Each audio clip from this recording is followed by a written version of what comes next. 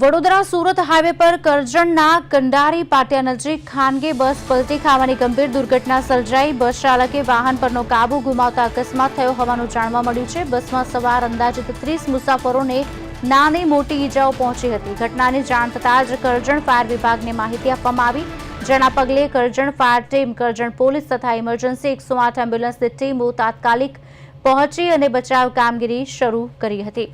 ઇજાગ્રસ્ત મુસાફરોને emergency 108 ambulance મારફતે કરજણ સામૂહિક આરોગ્ય કેન્દ્ર ખાતે ખસેડવામાં આવ્યા, જ્યાં તેમની સારવાર ચાલી રહી છે।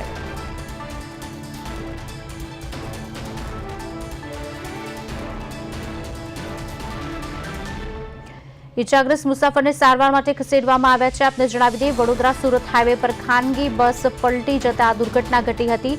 બસ પલટી જતા 30 મુસાફરો ઇજાગ્રસ્ત થયા હતા। તમામને સારવાર માટે હોસ્પિટલ ખસેડવામાં આવ્યા છે। ખાનગી બસ પલટી જતા 30 મુસાફરો ઇજાગ્રસ્ત થયા હતા। કંડારી પાટિયા નજીક આ ગમખ્વાર અકસ્માત બનવા પામ્યો હતો।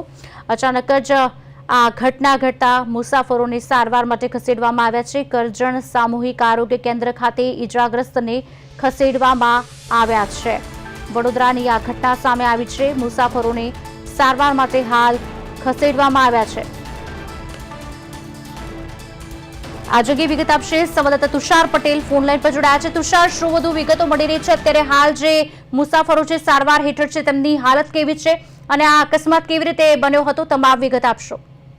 ચોક્કસથી કુશાલી, છેલ્લા કેટલાય સમયથી વડોદરા અમદાવાદનો સુરત અમદાવાદનો જે ધોરીમાર્ગ છે રક્તરંજિત થઈ રહ્યો છે, કેમ કે નાના મોટા અકસ્માતો હતા, પરંતુ છેલ્લા 4 દિવસના અકસ્માતોની જો વાત કરીએ તો જે અકસ્માતો છે ગંભીર કહી શકાય તેવા છે અને તેનો પ્રમાણમાં પણ વધારો થયો છે। ત્યારે આજે વહેલી સવારે અમદાવાદ સુરતના રાષ્ટ્રીય ધોરીમાર્ગ 48 ઉપર જે કરજણ ગામ આવેલું છે, કરજણ તાલુકાના કંડારી ગામના પાટિયા પાસે અકસ્માતની ઘટના સામે આવી હતી। વડોદરાથી સુરતના લગભગ 30 થી વધારે મુસાફરોને લઈને આ બસ સુરત તરફ જતી હતી, ત્યારે બસનું જે સ્ટેરિંગ છે તેનું જે કાબુ છે એ ચાલક દ્વારા ગુમાવવામાં આવ્યો હતો અને અચાનક જ બસ પલટી ખાઈ ગઈ હતી, જેમાં 10 થી વધારે મુસાફરોને નાની મોટી ઈજા થઈ હતી, પરંતુ એક મુસાફર જે છે એની ખૂબ ગંભીર હાલત હતી અને બસ પલટી થવાને કારણે તે પતરા નીચે દબાઈ ગયો હતો, જેનું કરજણ ફાયર વિભાગના લાશ્કરો દ્વારા પતરું કાપીને રેસ્ક્યુ કરવામાં આવ્યું હતું। હાલ એ મુસાફરને કરજણના સામૂહિક આરોગ્ય કેન્દ્રમાં સારવાર માટે ખસેડવામાં આવ્યો હતો, જ્યાં તેની હાલત ગંભીર થતા તેને